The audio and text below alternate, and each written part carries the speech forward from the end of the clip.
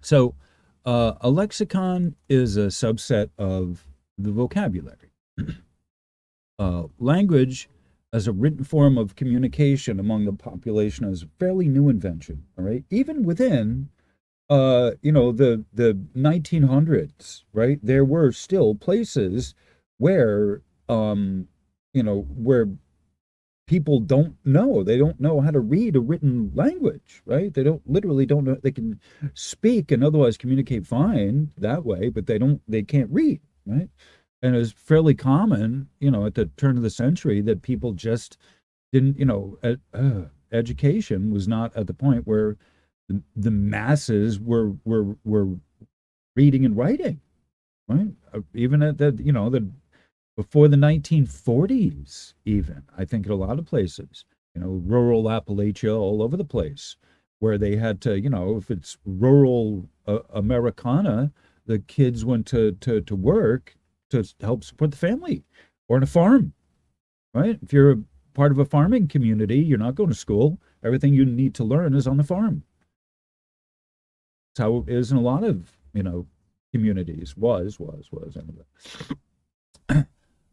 Lingo is a subset of the lexicon, hello, which is a form of jargon, or which is pseudo-tech-speak. Right? So, lexicon, the lingo is part of a lexicon. Lexicon is a specialized subset of the language. All right. So, lingo gets taken from that to like a shortening of technical phrases, okay, or pseudo scientific phrases like ascension energy, that kind of thing. 5D gamma, these are lingo, jargony phrases. They're generally used by the people in a certain trade amongst themselves, and don't necessarily have a meaning to people outside of the trade. And a lot of times they're code words. They're code words, put it that way. And I put it here. It's gestural-type rhetoric. Right? Uh, Gesture is the dance component. Right? So the physical gesture. This is a gesture. How you doing is a verbal gesture. And so Ascension, energies, 5D gamma, these are buzzword gestural rhetoric. How about that? All right, so I think I put that in a proper context. Phrases such as ascension energies, 5D gamma, these are rhetorical gestures, rhetorical buzzwords, like that. That could even be a lot of those buzzwords, what they call buzzwords, are rhetorical gestures. The printing press in the 1660s, I think it was a late 1500s, actually, I forget, but by the 1660s, it was up and they were running mass. They were mass producing stuff by 1660s. Is seen as the advent of the Aquarian Age. Right? So the first dawning rays of the Aquarian Age, you can see that back when, 1500s, and I give it by the 1660s, a lot of these things had kicked in. And so I marked the 1660s as the first dawning rays of the Aquarian Age, and so all of that had to have started. The ramps up. The whole age is 2,500 years in duration, and that's the meat and bones of it, right? There's a I don't want to call it a gutter, but technically speaking, it's a gutter. The As if you're printing, there's a gutter. There's a side that's called the gutter. All right. So the margins, we'll call it, and the margins outside of the 2,500 proper years is a period of where it starts, where one has to start, and then the other one has ends. Okay, and it's the same thing for all of them. No matter what the age is, there's a part where it ramps up. It takes hundreds of years for it to ramp up into the proper age, but now that we're in it, we are in the throes of it. The other one has officially ended. The new one has not officially totally started yet, but we are in the Aquarian Age. It's not recognized until the end, fully the end of the Kali Yuga, which is maybe 2024, maybe 2026, but it's around the bend. It's soon. It's coming up. Depending who you ask, depending on how you do your math, whatever. 2,600, 2,500 years in duration, in full duration. So, a year here, there, whatever. It doesn't even matter, but at the time it will. You'll see it. The printing press was one of those first important things that have come up to usher in the Aquarian Age, where in theory we all will be educated, or the ability is there, the possibility, the incipient framework is there, the infrastructure for everyone to potentially learn is there. Okay, and that's the Aquarian Age. Not what you do with it. It's, everyone gets their 5 minutes of fame. I don't know what you're doing with yours. Having the ability to be educated, everyone uniformly educated, so we all theoretically know the same stuff, same basic stuff, blah, blah, blah. That's one of the tenets of the Aquarian Age. However it plays out, don't ask me. But reading, writing, arithmetic, math, another one of those things, science, pillars of education, math, science, literature, the arts, and the rhetoric, speaking, public speaking, right? Those were originally the 5 pillars of education, right? So the mass consumption of those 5 pillars for everyone, theoretically, again, this is in theory. This is the tenet. This is the hope for the Aquarian Age, that it can happen, that it should be able to happen, that it's dawned to happen, blah, blah, blah, whatever. Before the printing press, most common folk could not read. Script was handwriting, it was handwritten, and that was used by specifically the record keepers, scholars, scribes, and clergy. That was it. So the people that had the need to have book learning, the record keepers, the government, accounting, government, who needs it? Scholars, the church, oh yeah, of course. God needs writing. So that's pretty much it. What was there to read? And this is, I think, a rhetorical question, but it's there. What was there to read when all knowledge is conveyed through physical gesture and muscle memory? Like I said, the Meru Foundation, where he talks about that, the muscle memory inherently being able to communicate through hand language, sign language, hand gesture, and that stuff. So when that's how work gets conveyed, if you're horses, shoe horses, right? It's all, it's Smitty, traditionally hands-on work was, it was conveyed what you needed to, and even now, most of what you need to know on a job, they teach you on the job. In a lot of cases, plenty enough cases, what you went to school for is just a general training, and what you are going to be learning, you learn on the job. They check to make sure you have a diploma or a certificate of completion, or you have a degree of some type, because it shows that you have a degree of understanding. You have gone to school for a certain amount of times, you've completed the program, you have some smarts, right? But most places, in business school, it can be a little different because there's principles, and and of course, with doctors, and there are specialists, absolutely. But in a lot of cases, for the majority of people, there's specialized training that, like even doctors have a residency. They go to school and then they go to, that's what a residency is as a doctor. You graduated as a doctor, but you still need to have a practical, hands-on, in the hospital experience as a resident in order to really truly get your doctor's degree. So even where there is a high degree of, lawyers, same thing. You got to go into the courtroom. You're not a legitimate lawyer until you've actually been in the courtroom and you've been part of proceedings, and you're graded on your in-trial performance. All of these things. As an engineer, you have field trials, whatever, it doesn't matter. It's not, you don't get certified, you don't get degreed until you have real life practical experience where your work gets the earthquake test, for example, as a plumber. Let's just say, for example, my work as a plumber did not exactly survive the earthquake test. Let's just say I am not really a great solderer. But the point being, like we have muscle memory, and a lot of people depend on that for their ability to get on, and that's what they depend on. And some people don't have much of a muscle memory, to tell you the truth. Any mathematicians or tradesmen would have their own way of keeping track of the figurings and equations and, 1/2 or whatever, with a pen, ink, chalk, charcoal, marking with a stick, for God's sakes, in some cases, or associated means of marking material. So in a lot of cases, you have a thing that cuts or manipulates it. You just need to know where the machine is doing it for you.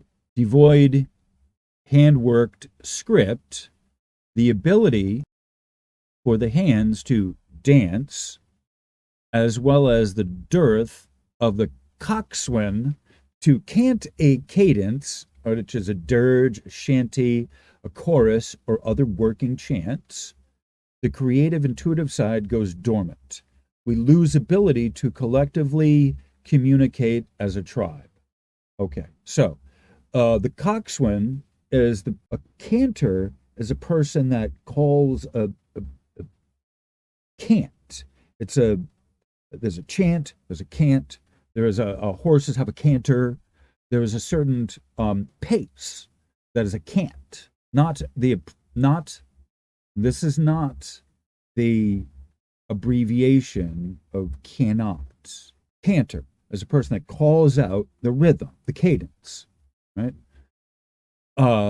And so there is that missing element to the work of the workers, to the work of men, in the missing cantor. As far as I know, the boats and ships are the only ones that even still have this. But even now, now that they're not moving, they have cranes that are doing it. They're not hoisting and bailing and yarning and all of this. The cants, the chants, the shanties are largely a thing of history.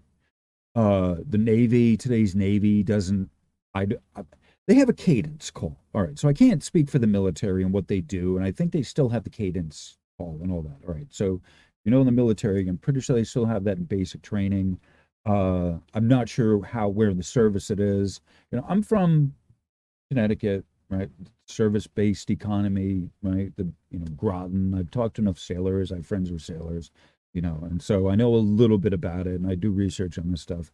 But I haven't done service, and so I don't know what they do in there now, and in an active duty. Okay. So, but there was the sea dirge. There was a shanty, and I grew up with my dad, who was a sailor, first mate, right? My dad had a sailmaker's bench. I knew at 8 how to fix a sail. Okay, so that should give you an indication of how I grew up. Right? I know what a sea dirge is.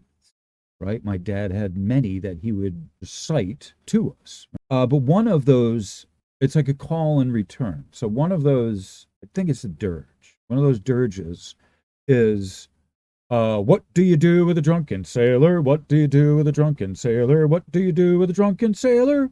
Early in the morning. And the return is, hey, hey, and up she rises. Hey, hey, and up she rises. Hey, hey, and up she rises. Early in the morning. Then the call is, shave his head with a rusty razor. Shave his head with a rusty razor. Shave his head with a rusty razor. Early in the morning. Hey, hey, and up she rises. Hey, hey, and up she rises. Hey, hey, and up she rises. Early in the morning. And you get the point. I'm not going on. But I grew up with this in the household. I grew up with this. That's a song and dance because there's the call, boom, right? There's the working cadence that you're working with your hands. So lift that barge, tote that bale, or we all will wind in jail. Right? The poetry, early poetry on this, this is how society has always moved, with a song and a dance. Now that it's been relegated to entertainment, it becomes fuckery. Remember that. Song and dance is integral to the development and the evolution of humans. When it's turned into a sales pitch, when it's turned into a monetary gain, it becomes fuckery. And the decay of the civilization falls therewith. I humbly submit to you. So we lose ability to collectively communicate as a tribe, in other words. The emotional content in the speaking moves to talking, which is of the mindless variety of speaking, which isn't really speaking. It's just a gainsay of noise coming from the mouth.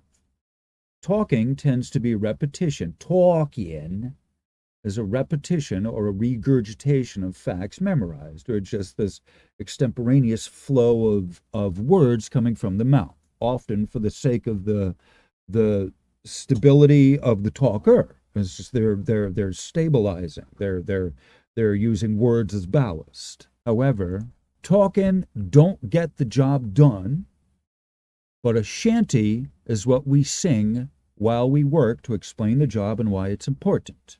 Because, mayhaps, ye have fair lass waiting on shore upon your release from the grips of ship's tour. Ship's tour. You don't know what that means, right? It doesn't mean anything to you. However, this is what we have had used in the past to transmit important things through society. Cargo, right? And perhaps information is also cargo. As I've mentioned before, there's a difference between talking and speaking. And I did a whole thing here in my the website and a couple places I put that. The big difference between talking and sharing, at what point it comes from and why it's important. Talking is the vertical channel, but sharing is more important to the person because it's coming from the heart, right? Part of this is the intention that comes with it. Yet the bigger portion of the difference lay in the fact that sharing comes from the heart, which is the magnetic side, and moves laterally from me to you. Sign language, script, or hand gestures are an extremely important part of transmitting information successfully among people. Workers and crew communicate through hand gestures, chant, and technical, fix-it type work. And so the crew, we oftentimes will bring you to the car, like Sears, in the case of Sears, hands on, I would bring it to the, if there was a lot of work that needed to be done on a car to sell the job, I'd bring the customer out to the car to show them the broken parts, have the technician explain it, do his thing, because he's passionate about it. I can't explain it as well as he can because he's changing, you're taking it with a light, and you see that thing up there, that's where this goes into here and that and this and that, blah, blah, blah, blah, blah. At the end of the presentation by the technician, because they know what they're doing, having explained this, to a customer enough times, it's a practice thing for them, and they explain it. If we don't do this, this will happen and this will happen. I haven't taken anything apart yet. I want to show you just how it is. So that, in case you don't want us to do the work, we haven't touched anything. All right, this is really important. As it came in, we just put it on the lift. We haven't touched anything. This is the mechanics first thing, but there may be also, again, keep in mind, there may be additional problems that will come up. If the bolt is, seized or something and, something breaks as we're doing this, that's also a possibility as well. So I just want to, warn you, this is real thing. This has happened. We do our best to make sure that doesn't happen because we're not trying to spend extra work on your car just because something broke. That's the thing. We want to, get in and out as quick as we can. We're not making more money by installing parts that we broke. Or got broke. That's not a good business model. So that's part of what the song and dance of selling it, and the sign language and everything is the technician he's got his pocket protector here, and he's got a flashlight, pen light, and it's part of the routine of showing you how this stuff works, of the song and dance of the technical Mr. Fix-It of car repair. But it's like this with everything. It's an important part of doing the tech work that there's a hands-on explanation of what the thing is and what we're looking at. And that is why it's super important to me that I give you how the Schumann resonances work. I give you all of the information with the dependencies. This is today's, by the way. You know, the dependencies, what the spectrogram is, in addition to the dependencies. And this is why. So this is why we explain this to you, so you can see for yourself what it is, where we're getting the information, where the source of the information is, and what we do with it. So that's just a simple way of putting it.